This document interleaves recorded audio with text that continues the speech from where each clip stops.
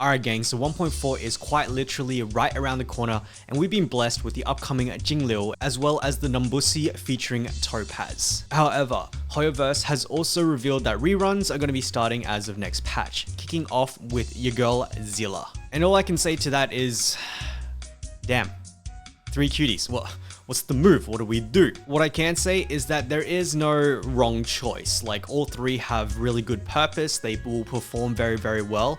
But there are a couple of different circumstances where one choice is better than the other. And as always, waifu over meta first. Even if you can't clear MOC, it doesn't matter, at least you get to play with your favorites. I know not all content creators actually share that sentiment, screw them. And what I will say is that although I am a massive Jingliu simp, I am an even bigger Seele simp. And so if it were me, I would actually take Seele and then Jingliu and then Topaz in terms of priority. But that aside, let's talk a little bit more about those circumstances and making, I guess, the rational choice. Hi, I'm Lace. And before we start, I am going to make a couple of assumptions. The first of which is that the damage dealers, the power level between them is going to be like roughly the same. So looking at the Blade, the Kafka, and the Seele, whether it is single target, blast, or AoE, I think it's been quite generally accepted that they're all gonna hover like the S and the S pluses. I think that this is a pretty reasonable assumption. However, of course, if that assumption is wrong, then we can just pretend that this video never happened, okay? The second assumption is that your pool resources, your gemmies,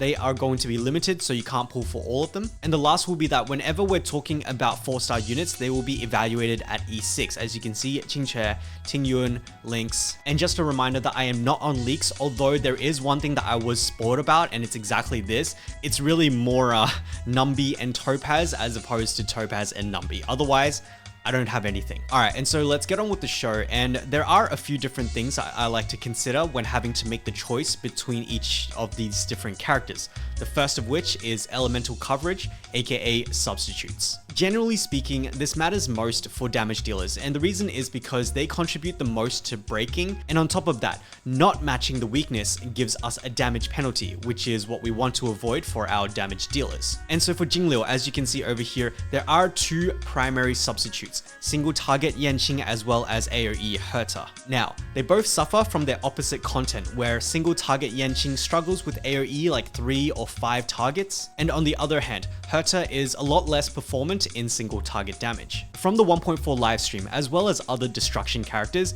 it looks like Jingliu is actually going to be good at both AoE and single target. At this moment, she's kind of looking like Blade, and so I would expect her to be able to perform in both scenarios. However, I know that a lot of people have actually hyper invested into your Yanqing as well as your Hertas, and so if you are getting by with one or both of these characters, you can definitely get away with not rolling for the Jingliu. And there's a similar kind of situation for your Topaz, where Himiko and Hook, one is great at AoE and the other is great at single target. Although some people would argue that Hook is relatively good at 3 target scenarios. The big difference though between this Topaz situation versus the Jingliu situation is that Topaz and Numby, they seem to be purely single target, and that's pretty fair because they are hunt class. And so therefore, without any testing and just from a theoretical point of view, this means that she might struggle with AoE content. However, the live stream, what it did actually reveal was that Numby gains action advance when other allies did follow up attacks. So as you can see, he actually shot up the Q. And so I think that if we're able to take advantage of this mechanic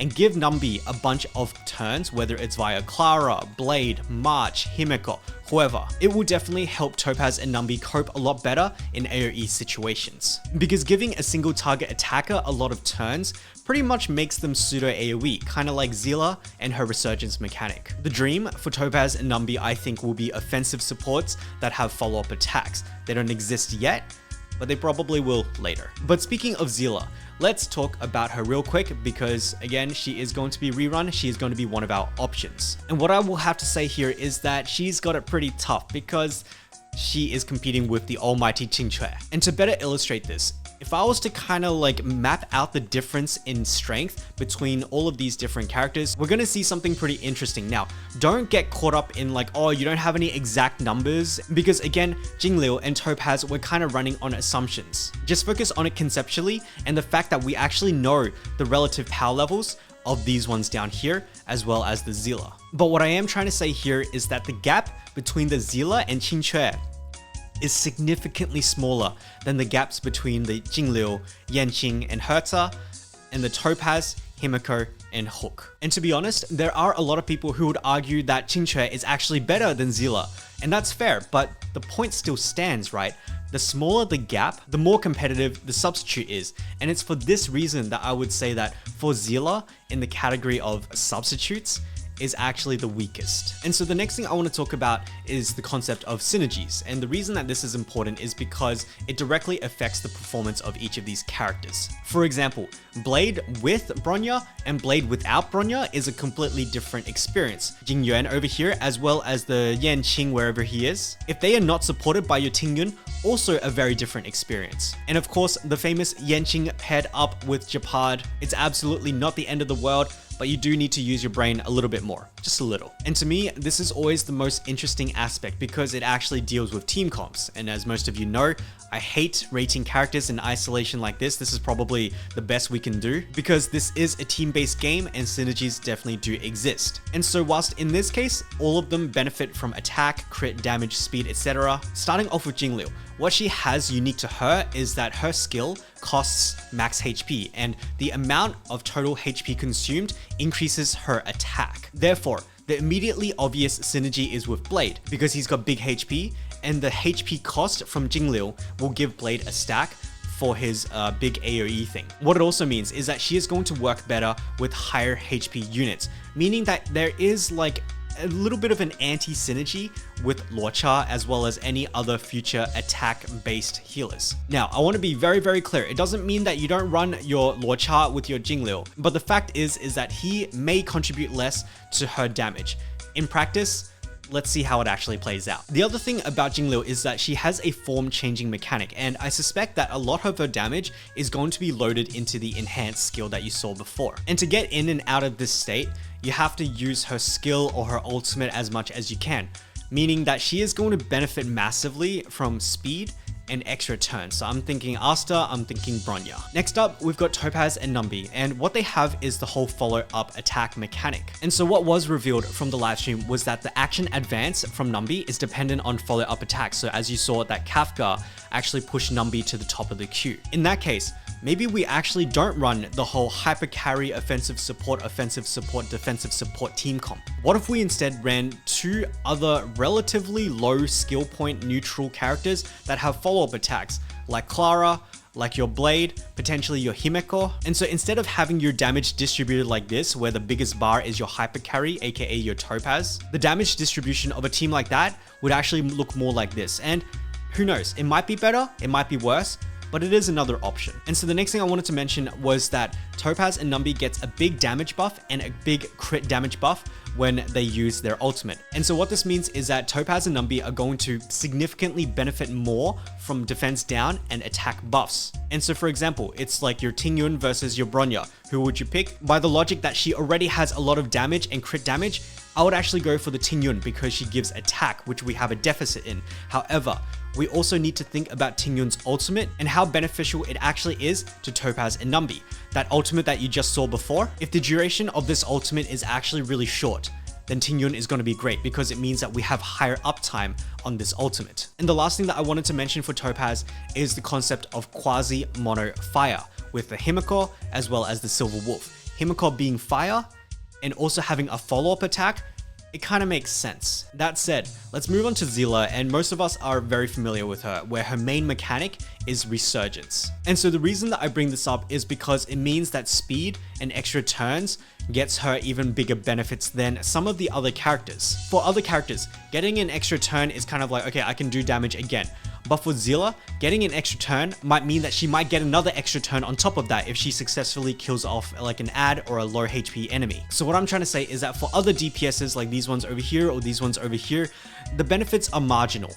But for Seele, she gets an extra full turn, which is utterly insane. On top of that, she's got massive damage buffs, so she benefits more from attack, which is why we actually run attack boots on her. But the other reason for the attack boots is because she actually has a speed buff, which lets her hit breakpoints way easier. The last thing that she does have going for her that most other units actually don't is the resistance penetration for quantum, which doesn't actually matter too much today in terms of synergies because we don't have too many characters or sources of resistance defense down, but it is definitely something to consider when these supports with this mechanic comes out. These hypothetical supports will be less effective on Seele than other characters. And so just to be clear, for all of these characters, I am confident that you can run them as hyper carries. But there will be some scenarios where you may have or not have a character that can really just like up their performance, like the Blade with the Bronya. That in mind, let's talk about the last section, which is future-proof. Starting off with Jingliu again, the most future-proof component about her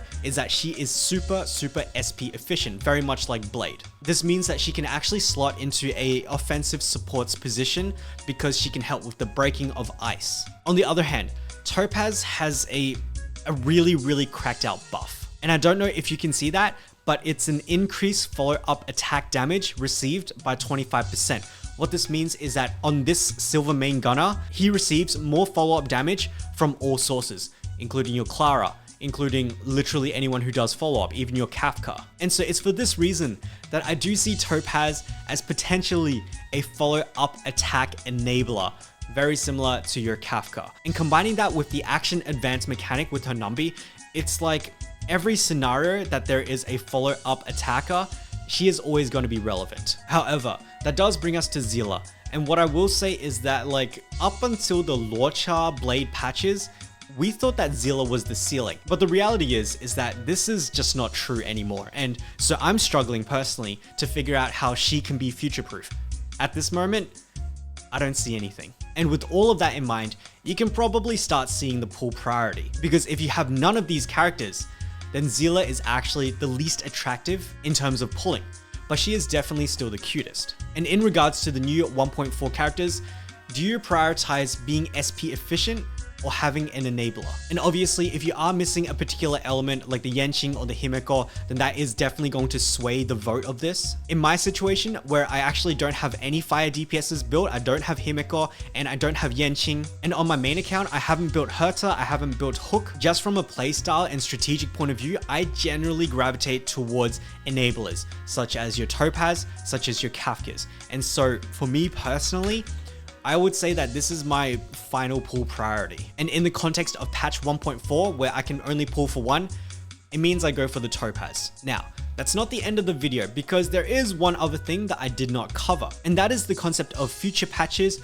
and reruns, which is super important. For example, if Seele is coming back, it means that your Silver Wolf is going to be coming back, your Lorcha is coming back. We also got to consider the HoYoverse as well. However, the reason I mentioned the Silver Wolf and the Lorcha is that this could very much turn out to be a Kazuha situation, where Kazuha's potential wasn't really recognized until like the end of his banner or even afterwards. And so what happened was that his reruns did even better, significantly better, like 4 times better. I think that there are a lot of regrets right now in the community for skipping the Lorcha as well as skipping the Silver Wolf. However, what I will say is that these fast reruns really just convinced me that you don't have to pull for logic or for rationale or for meta. You can really pull for who you want because everyone is going to come back, cycle back eventually, except for Eula. But my guys, we can save that for another video because this one is already long enough. So do let me know if this video swayed your decision in any way at all. Again, if it were me and I was starting fresh, I would still roll for the Seele because she is my favorite.